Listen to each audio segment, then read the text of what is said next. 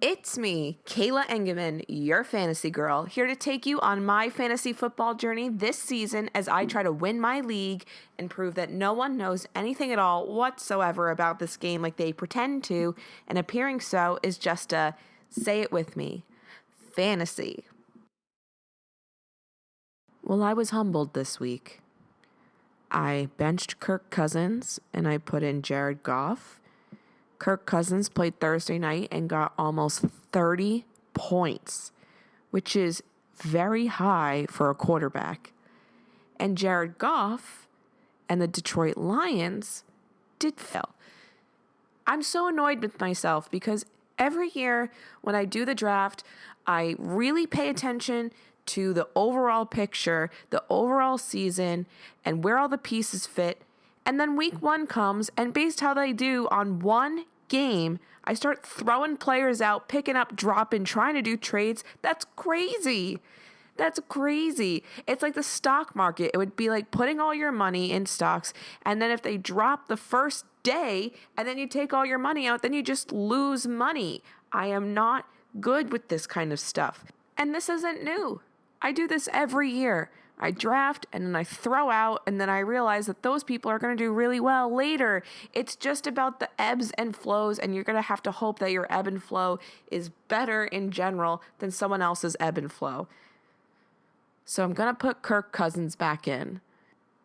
This is like when you get a medicine from the doctor and like something really hurts, and they're like, well, it's going to take a couple of days for this to clear up. And then if it doesn't work, we'll try something else. And you're like, I have to wait a couple of games to see if Kirk Cousins works.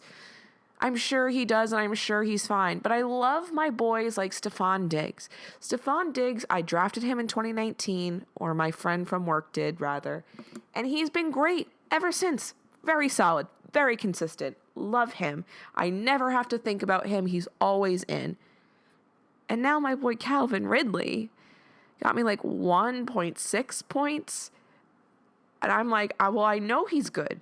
I'm like a stupid girlfriend. Like, I know he's going to change. I know he has it in him. I was really banking on winning this week. I really needed it because I knew that we were going to have Andrew Wood on as our next guest.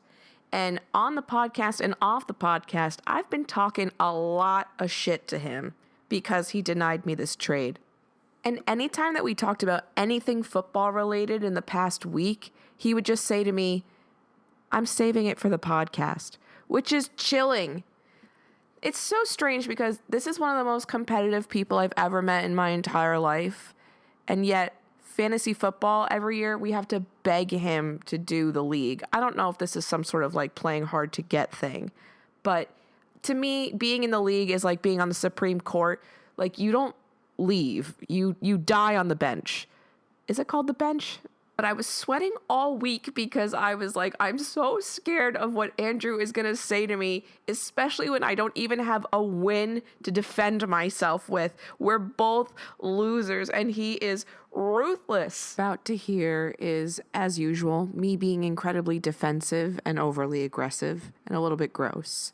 And maybe 20% football advice and like 80% me just trying to come to terms with my decisions and Andrew just roasting the shit out of me. I promise to all our 11 subscribers out there that we will get back to giving actual fantasy football advice. But at this point in the league, like I said, you kind of just have to take your medicine and see if your symptoms improve. So until then, I guess I'm just gonna be a dickhead to my friends. This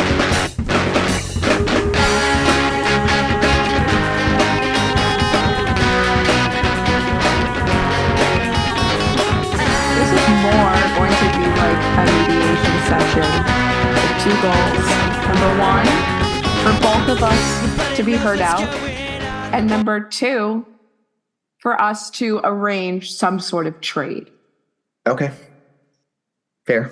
So even though Allie is now the mediator / moderator, I'll give you the floor first, Mr. Wood.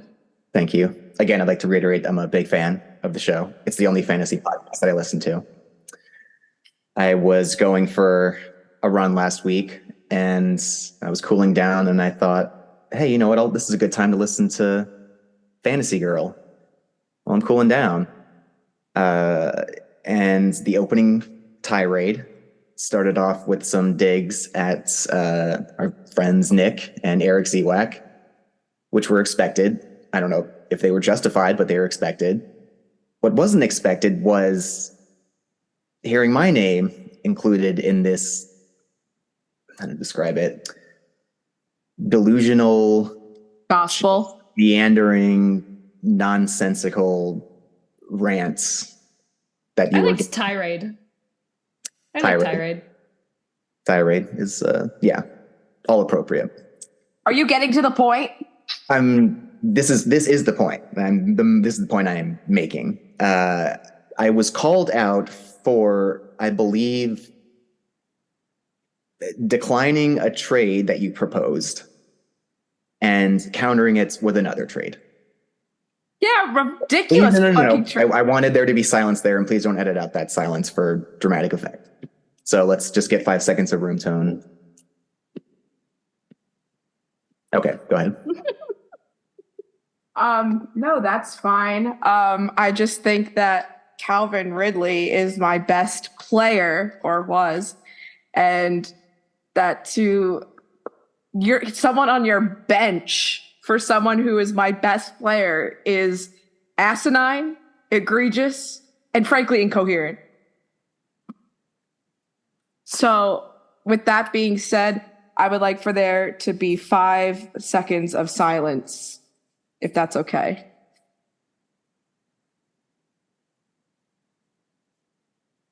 Isn't there a video component to this? Hey, we're gonna be quiet now. Okay. Counterpoint, you've lost your goddamn mind. Your ego, which was already hanging on by a thread, has dissolved into some fine sludge that can never be reformed into a functioning mental capacity again. Finally, something we agree on. Your analogy, which I believe was, if we lived in bartering times and you offered me 2 cows for a horse, and then I said no, and then offered a bunch of terrible, unspeakable things in return. Like what? Sleeping with my wife. Sure, sleeping with your wife, stealing your kids or something. If I may piggyback off that analogy, it's if you said, would you like these 2 cows for your horse? And I said, oh, I don't really like those 2 cows. Can you give me a different cow? And then you passed out on your fainting couch, and one of your manservants had to rub smelling salts underneath you to bring you back so you could continue your hissy fit like a little kid in a grocery store who didn't get the candy that they wanted. In real life, I still haven't gotten the candy that I wanted. 2. Yes. Yes. You still owe me very real candy. That's for what? Do you remember what that was this over? This is metaphorical candy. This is not literal candy. Yeah, but let's go to the literal candy for 1 second. What was that about? Really? Really? Yes. This is such a clear deflection tool. Yeah. I'll allow it. Yeah, hell yeah. Okay, of course. I owe you a indiscriminate amount, a bag of candy, because I think the bet was I couldn't name every U.S. state in under 6 minutes. Which no one else has in a friend group, just so I can say. I did 48. I did 48. I'll have you know. There you were smart enough not to put any wager on it, but yeah. Now, Calvin Ridley is not equal to what you were offering. You were actually, what did you say? Tua for Calvin? Calvin. Absolutely not. First of all, Tua was on your bench. Therefore, he doesn't even have value to you. Did you even put him in this week? Tua is starting for me now. Like a lot of people who don't have a surefire number 1 quarterback, they use the first week and they play it by ear. And Dak Prescott didn't give me a lot of points. So week number 2, I put in Tua, who did get me a lot of points. This is extremely sensitive for me because I benched Kirk Cousins and he got 28 points. And I put in fucking Jared Goff, who got me 22 points, which is fine. But I lost to Allie by 1.5 points, period. Yeah. And if I had a vanity podcast, I would have started off my weekly tirade by saying, Oh, guess what happened to Kayla? She finally got her comeuppance. Karma and whatnot finally kicked her in the butt. All I hear is a lack of initiative. You don't want to start your own vanity podcast because it's a lot of work. It's fine. You're right. I would be a big fan of your vanity podcast, for the record. Huge. Additionally, Oh, it's not over. pretty much every season so far, Braithwaite, our friend Michael Braithwaite, has given me some outrageously one-sided trade. And I just say, thanks, but no thanks, or how about this instead of that? And then we move on. That's how negotiating. Because you're men. Why? What does that have to do with? You don't show your real emotions. I'm out here, raw, vulnerable, just trying to tell you that I want Tua or Our someone. Emotions aren't hanging on by a thread, I guess, is what the point I would make. That is not even my fault. All right. Well, now we're Yeah, guys, I really lost the plot here. Yeah.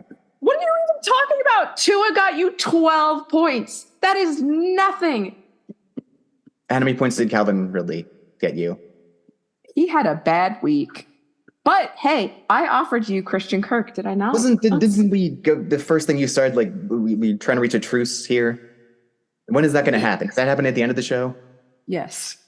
It's called an arc, Andrew. First of all, Christian Kirk got 21.96 points. So if you had given me Tua, the shoe would have been on the other foot. I think I'm using that right. You would have had a lot of points, and I would have had Tua not that many points. In fact, I would have definitely lost to Allie. So I don't know why you're so mad. Why are you so mad? You lost to me anyway. And we both lost. We're both losers. Yeah, I can't relate to you guys. Are you 2-0? Producer Allie? That's right. To me, because of me. Mm-hmm. I guess I can ask you some real questions now before I ask you for a trade, which I don't even know if I want to anymore. The whole arc of the episode is thrown out the window. Wow, there's really nobody that I even want anymore. Eckler, done. Brees Hall, nothing. Dak Prescott, you really should have put him in. Why'd you take him out? Do I have to really humor these because Tua had a great game? It's up to you. All right, fair. Tua had a really good game the previous week, and Dak did not. And maybe I just didn't think it deeply enough. Yeah, the same thing happened to me because Kenton said, you can't have knee-jerk reactions, and I absolutely did, and I changed everything. And honestly, it didn't bite me in the ass if I were to have gone up against Matt, but everybody else, or you got 63 points total. Mm-hmm. Are you even qualified to be on here? Sorry, I'm swimming in my emotions. I'm swimming in the attacks. You want to take a mutual 5 seconds of silence just to collect? Yeah, that sounds nice. No, I'm not doing anything with you. I'm going to be my own independent person. Okay. There's going to be no usable content in this episode. Yeah, we say that every episode. Listen, I am open to trading. It's still too early for me. I don't like trading this early on at all. I rarely even make trades throughout the season, but definitely not after a couple of weeks. You're still getting a feel for your team, where they stand and whatnot. I suppose that's true. I've never made a successful trade in all my fantasy years. It's rare. It's really, people don't trade that much. Allie, you've been silent but deadly. What's going on over there? I just don't want to kick you while you're down. I'm such a gracious winner. Oh, fuck you. You barely won. You only won because I'm a tinkerer. My team shit the bed. Justin and Jalen, they did great. Everyone else sucked. Oh yeah, let me say this. Cam Akers, you ding dong. You need to download this app called Sleeper. You need to sign up for the notifications for fantasy news because they let you know real-time injury reports and who's inactive and who's active. And so I found out about Cam Akers like way before the game started, and I saw that you had him in. There are too many fucking things for me to keep track of. It's one more. Exactly. It only takes one straw to break a camel's back. You thought my ego's hanging by a thread? At least she's taking preventative measures to maintain her ego, whereas you are just, Thelma and Louise and just shifting in gears and driving straight off that cliff with your ego, holding hands, With just who? plunging into the canyon together with you and your ego in this metaphor, you and your ego or Thelma and Louise. It tracks. Yeah, you and your personalities are both Thelma and Louise. I was thinking, I don't know if you have it planned out for a finale, but would you consider doing like a live episode from the Beer Mile? Ooh. Like whoever, that may be. Because I will be available to comment on it, and because I won't be participating in it, then yeah, I would consider that. Okay. That is a great idea. We're doing it. Did I tell you my suggested add-on to the Beer Mile? No. That Matt shot down? I thought you were there. Anyway, I suggested we do what's called a Chumbawamba Mile. Oh, yes. Yes. I don't remember it because that's dumb. Okay. There are much more annoying songs like Dark Horse by Katy Perry. That wasn't because it's not it's in the song Tub Thumping, I get knocked down, but I get up again. The chorus. It's inspiring. No, it's in the chorus. They say he takes a whiskey drink, he takes a vodka drink, takes a lager drink, he takes a cider drink. So instead of a beer between each mile, you do one of those drinks between each. Oh, I thought you just meant listen to it the whole time you're running. So you weren't paying attention. Absolutely not. I was like, why? That's a great song to run to. I would run to that over and over. The song can be playing too, but are you on board with that now that you know the full idea? No, I much more prefer the Mambo number 5 mile, which is where you run a lap and then you touch Monica's tits. Then you run another lap. Who's the next one? Erica. Yeah. Just have a bunch of girls line up and just start making out with them, touching their titties and their butts. Sexual assault? I don't think. Oh my God. They want it. They signed participation waivers before. God. You are on a slippery slope. I also don't think Lou Bega, the singer of Mambo Number 5, was singing explicitly about fondling women. He just wanted a little bit of them in his life. If anything, he just wanted companionship. What, like a card on Christmas? He's an extrovert. He needs lots of friends. Yeah. Your heads are in the sand. Okay, you're right. It was about him fondling these various women. Yep. Did you never pick up Deshaun Watson? I was listening to the previous episode where you said you were going to, or did you pick him up and drop him? I canceled my waiver for him mid-recording because I was getting a talking to. And I picked up Jared Goff, which now I'm going to put Kirky Boy back in. But one, I had Jared Goff most of last year, and he did pretty well by me. Really? Yeah. Why'd you tell me that before? I wasn't a guest before.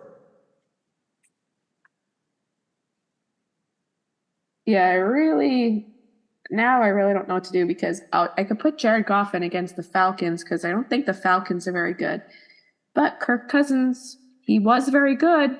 I drafted him because Justin Jefferson is the number 1 pick. And who's going to throw it to Justin Jefferson? Mr. Cousins. I don't know if that tracks the logic. That absolutely tracks. Okay. I mean, how's he doing for you? I don't know. It's hard to tell because it's only been 2 weeks, right? So it's like, how are you supposed to make any decisions? Exactly. I think week 5 is when you can panic. What am I? I'm not even playing you till week 9. That's way after panic week. Yeah, you can just relax after that. Oh, I'm playing Matt this week. Without even touching it, I already have 62% chance of winning, which tracks. I will ask you both to say the first word that comes to mind when I name a person, a team, a football theme, whatever. Feels weirdly like marriage counseling. What did we say about you projecting, Kayla? Sorry. We're paying for the session. We may as well just do it, okay? All right. And we begin. Patrick Mahomes. God. Head and Shoulders. Hold on, the shampoo? He doesn't do commercials for them? Did I lose already? Yes. Sorry, Kansas City Chiefs. Yeah. Cherry red big booties. Problematic. Oh, yikes. We're just not talking about it. Do you mean the team name itself? Yeah, I feel You know like what? I was wondering about that too. I was like, everyone is loving Patrick Mahomes and the Kansas City Chiefs. And I'm like, don't get me wrong. I'm not defending their name. And I'm also not defending Washington because the Redskins was a horrible name and Dan Snyder was a horrible person. But I agree. The Chiefs kind of have skated by. yeah, I mean they kind of the Red Sox were just they kind of hid behind them, I feel like. They got a blunt of the pushback and now everyone's just kind of like, yeah, you know. Why is Red Sox bad? Why is You mean Red Redskins? Sox bad? You said the Red Sox. Redskins. Sorry, the Washington Redskins got a But also, fuck the Red Sox. All right, calm down. Let's not get carried away. This is it's a tough game. All right, Minnesota Vikings. Cuties. Cold. Cutie. Mine was cheese curds. Chicago Bears. Sucks. Cold. This is a hard game. This is like a weird improv game. Kayla's had 2 more years of improv than I have. PPR. I've had at least 10 more years of improv than you. I'm barely funnier. Seems unfair somehow, but I don't know why. What was the prompt? PPR? PPR. Sounds like a Dr. Scholl's insert for your shoe. Can I just say that your man Jimmy Garoppolo, that you would not stop rubbing off to last week, sorry, Dad, is terrible and was terrible last week? Let's rewind. I said he was cute. That is not quote unquote rubbing off to. So help me God, will insert the clip from last week where you two went on and on about telling me to draft Jimmy G. Don't know how you got from you should draft him to I just can't get past rubbing off. It's so gross. To me, they're synonymous. Oh boy. Has there been an E next to any of the episodes yet? There should. Yeah, my mom was like, I keep meaning to listen to it. And I said, don't. This is not for parents. There needs to be like a parental warning, but it's like not for parents of children, for people with parents. Parents of adults. Parents who are sensitive to rubbing off. The what now? Nothing. Great. It's the grossest thing I've ever heard in my life. Not Let's for do me. another word association. Hail Mary. Full of grace, the Lord is with thee. Bring religion back to schools. Really, that would make a world of difference. Icing the kicker. Bullying. I didn't know that was a term. Now I'm just thinking of Duncan Hines frosting. Yeah, I'd actually never heard of Icing it the either. kicker is when you call a timeout right before a kicker's going to kick a field goal in an attempt to mess with them psychologically. That's terrible. I find it mean. What else do you find mean on the field? You? Oh.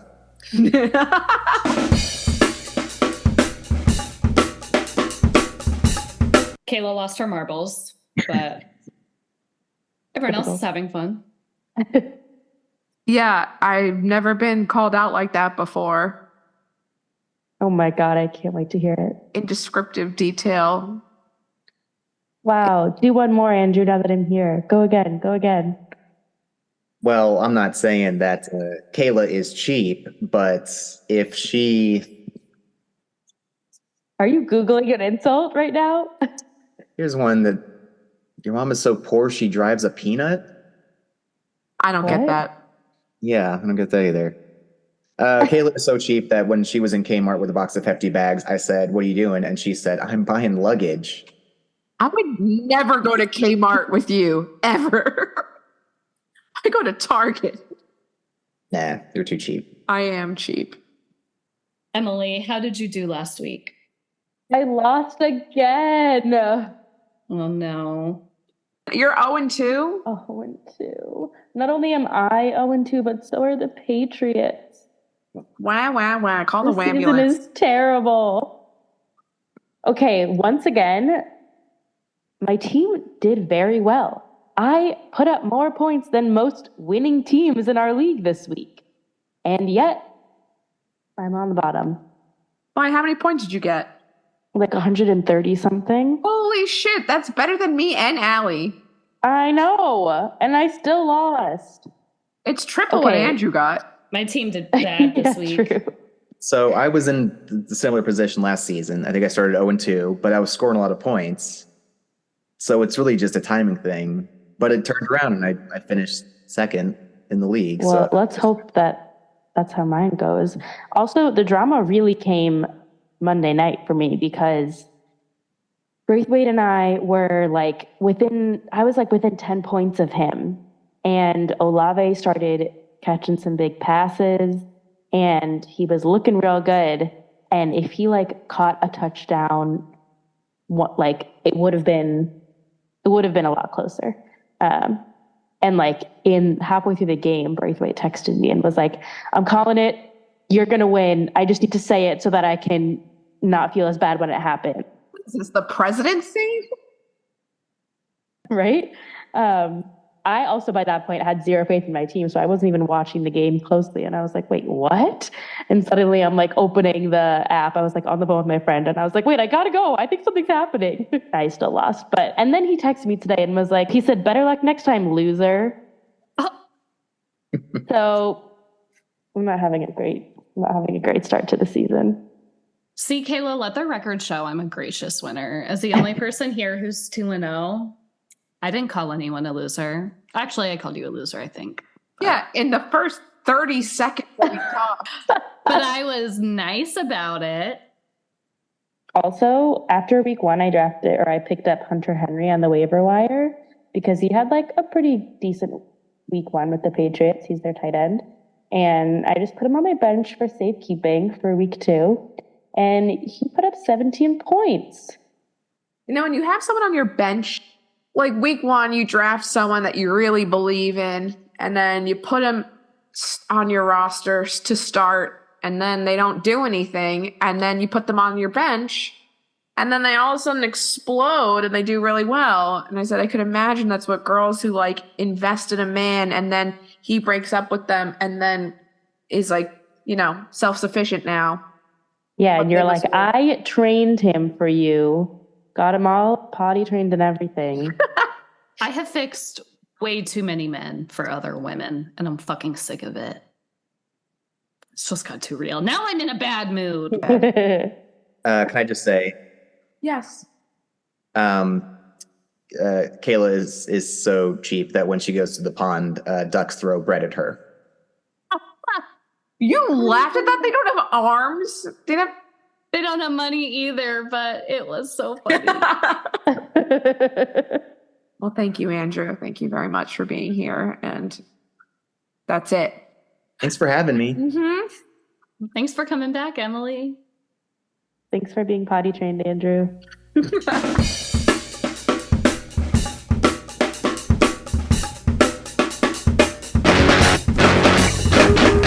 Well, I probably needed that. I probably needed to be taken down a couple pegs. So I just want to say thank you to Andrew Wood for giving us his time and his insane metaphors to make me a better person. And thank you to Emily Levine for coming back for actually talking about football in a productive way, like 25 minutes into this podcast, and also for telling me not to draft Deshaun Watson, because even though he's a terrible person, he only got 11.6 points last week. That would have buried me. He sucks. This is exactly what I wanted, and I realize how problematic I sound on this podcast, but I can't stop this train. We're getting to the end zone here, so thank you for being part of my fantasy, and I'll see you in week 4.